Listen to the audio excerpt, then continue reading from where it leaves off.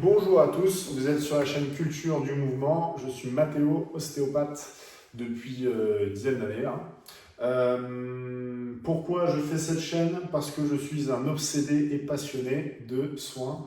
Donc je suis pour moi-même très assidu sur mes étirements, sur mes massages, parce que depuis 15 ans, j'ai des douleurs récurrentes suite à un accident que j'ai eu. Donc c'est ce qui m'a amené à l'ostéopathie. Donc c'est toutes ces douleurs qui m'ont fait m'étirer, me masser, faire attention à mon alimentation, au sport, etc. Et donc c'est tout ce que moi j'ai appris durant toutes ces années que je veux partager avec vous. Donc aujourd'hui, c'est ce qu'on m'a demandé dans les commentaires, donc un abonné de la chaîne, pour des douleurs de type tendinite, douleurs au poignet, qui sont souvent liées à de la tension dans votre avant-bras.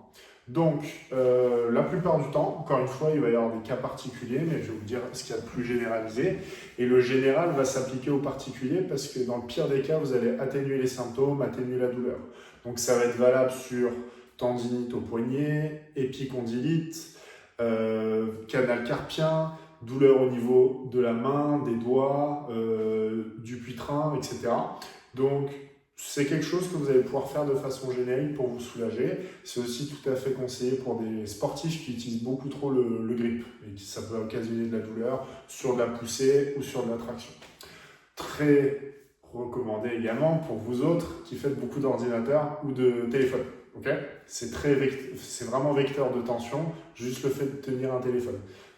Ça peut créer des déformations anatomiques. On verra chez des gens nés après les années 2000 avec le téléphone qu'il y a des déformations au niveau du petit doigt. Donc c'est des tout petits gestes qui, mis bout à bout, vous créent ces inflammations. Donc c'est parti, on va faire des étirements qui sont assez simples. Premier étirement qu'on va pouvoir faire de différentes façons. Je vais pouvoir étirer mes avant-bras dans un sens puis dans l'autre. Ici, je vais être sur mes extenseurs et ici sur mes fléchisseurs. Donc moi, ce que j'aime faire, c'est de cette façon, parce que je peux moduler la pression. Si j'ai le bras plié, c'est beaucoup moins efficace. Donc je tends, je ramène dans les deux axes. Et je peux aussi faire avec un plan un peu mou, histoire de moduler l'intensité de l'étirement. Donc en fait, ce que je fais, c'est que je viens mettre mes mains à l'envers. Si j'ai mes doigts dans le vide, ça va être beaucoup plus facile. Donc je vais pouvoir avoir un peu de tension sur mon poignet. Et si c'est trop facile, je vais petit à petit venir poser mes mains à plat, comme ça. Une fois que vous avez fait ça, vous pouvez durcir la difficulté. Donc, j'ai les bras tendus, je vais venir fléchir pour sentir encore plus de pression dans mes avant-bras. Celui-ci, vous allez pouvoir faire que si vous voulez améliorer votre souplesse ou vraiment qu'il y a un tout petit peu de douleur. Sinon, vous n'allez pas pouvoir. Vous allez être vraiment ici ou là. De la même façon, donc une fois que j'ai fait mes fléchisseurs, je vais faire mes extenseurs. Donc, je peux le faire de cette façon-là, mais surtout, je vais venir poser, verrouiller mes bras et accentuer en mettant la pression. Donc là, je vais détendre mes extenseurs. La plupart du temps, les extenseurs créent de la douleur sur l'intérieur de l'avant-bras, au niveau de votre pouce, et les fléchisseurs ici vont venir créer de la tension au niveau du petit doigt. Et pour les petits chanceux, vous allez avoir mal partout parce qu'il va y avoir et les fléchisseurs et les extenseurs. Autre possibilité d'étirement, c'est un que je vous ai montré dans la vidéo dédiée à l'épaule, qui va étirer de vos doigts jusqu'au cervical. Donc celui-là, je le donne vraiment dans tout ce qui est canal carpien, mais en fait, il est vraiment adapté dans de très nombreux cas. Donc je vous invite à l'essayer et à voir selon l'intensité de votre douleur si vous pouvez ou pas le faire. Et quand on est, on va dire, dans la portion élite, quand je veux vraiment gagner en mobilité et que j'ai plus cette douleur de poignet, c'est vraiment ce qui va vous faire passer un cap sur la mobilité globale, quoi. Donc, comme je vous avais dit sur la vidéo d'épaule, la main à l'envers complètement, la main très ouverte, perpendiculaire.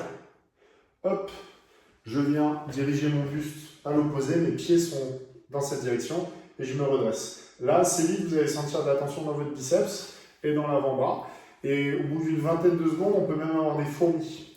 Donc l'image qu'il faut avoir en tête, c'est que le bras, c'est une serviette essorée à fond et que cet étirement, vous allez enlever de la pression. Donc c'est vraiment ce que je veux que vous sentiez. Si j'ai des fourmis, hop, je secoue un petit peu. En aucun cas, cet étirement doit faire mal. Il doit vous étirer. S'il fait mal, c'est que je suis trop haut, je baisse. Quand je m'étire, je fais très attention, j'écoute mon corps. Dès que je sens la tension, c'est que j'ai suffisamment mis la pression. Quand je me masse, là, c'est la fête, on peut se faire des bleus, il n'y a pas de problème. Maintenant, on va voir une seconde chose. Une fois que je suis venu étirer, c'est possible que ça ne suffise pas. Dans ce cas-là, je vais partir sur une portion massage.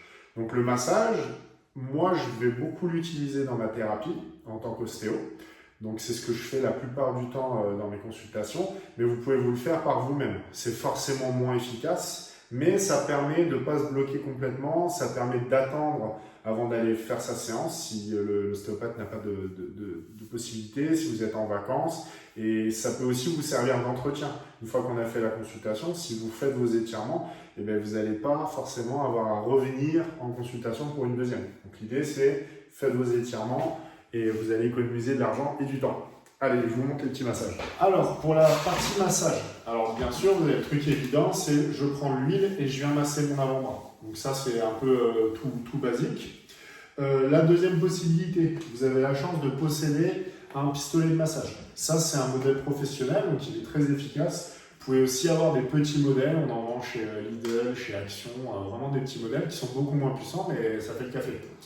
Autre possibilité, ce qui va être entre celui des petites surfaces, enfin des grandes surfaces, pardon, et le modèle professionnel, vous allez sur Amazon, bon, il n'y a pas de code promo, désolé, mais vous pouvez avoir autour d'une cinquantaine d'euros un pistolet plutôt efficace. Personnellement, j'ai utilisé pendant très longtemps la marque Aldom.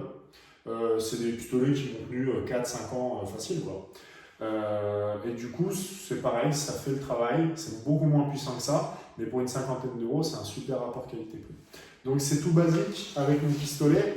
Je vais venir mettre le plus d'intensité que ce que je peux tolérer en gros. Moi je vais mettre l'embout le plus pointu, vous avez des choses un peu plus grosses, et je vais venir en fait tout bêtement, hop, l'activer et passer sur chacune des fibres musculaires. On va les voir bouger quand je bouge mes doigts.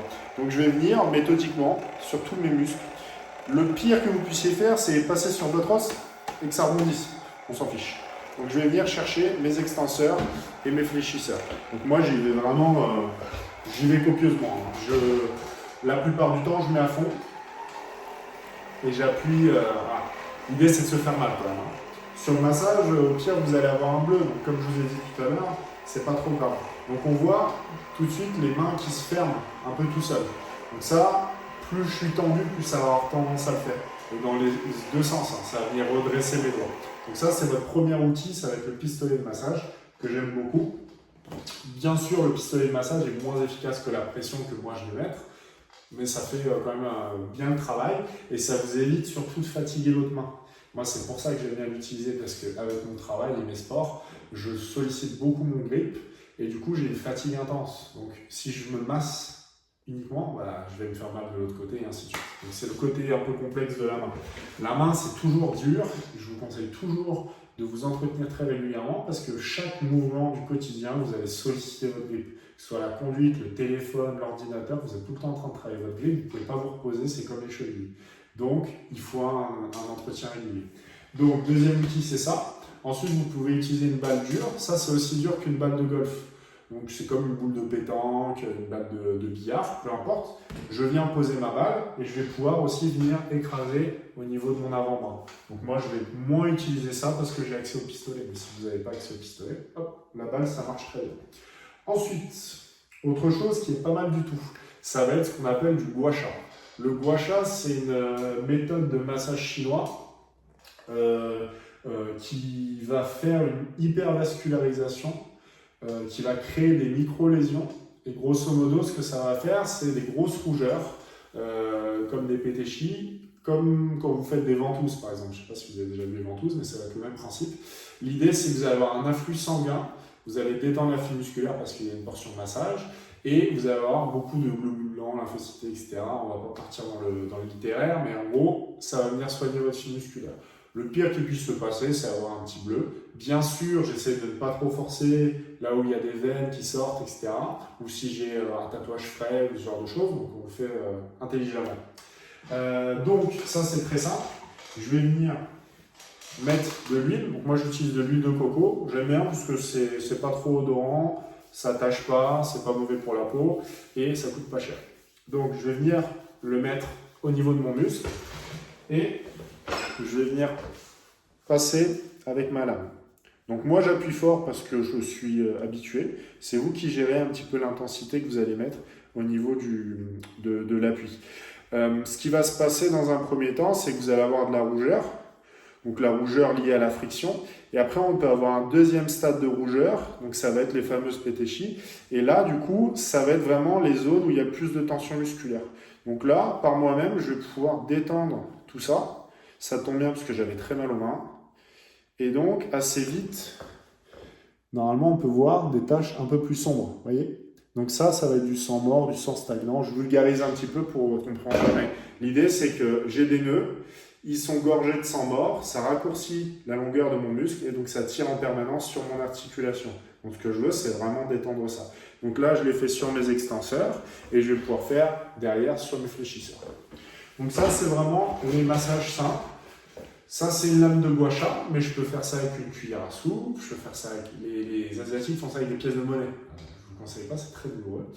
C'est très utilisé aussi dans l'esthétique, ça avec des petites pierres de jade, des choses comme ça. Les femmes vont venir, ou les hommes coquets bien sûr, sur les rides, etc. pour améliorer la vascularisation. Scientifiquement, des études prouvent l'efficacité sur le musculaire, sur l'esthétique. Il n'y a pas trop d'informations là-dessus, donc ça c'est vous qui vous débrouillez. Voilà ce que je peux vous dire sur les tensions type tendinite. Si ça ne suffit pas une fois, le lendemain on refait pareil, le surlendemain on fait pareil. Moi la plupart du temps, en 2-3 jours c'est fini, mais il faut être très alerte sur les premiers symptômes. Si ça ne suffit pas, vous contactez votre ostéo et on va le faire mieux que vous. Et on va vous détendre tout ça. Je vous dis à bientôt. N'hésitez pas à commenter, à liker et à demander si vous avez des vidéos que vous avez envie de voir. Et je vous dis à bientôt. Au revoir.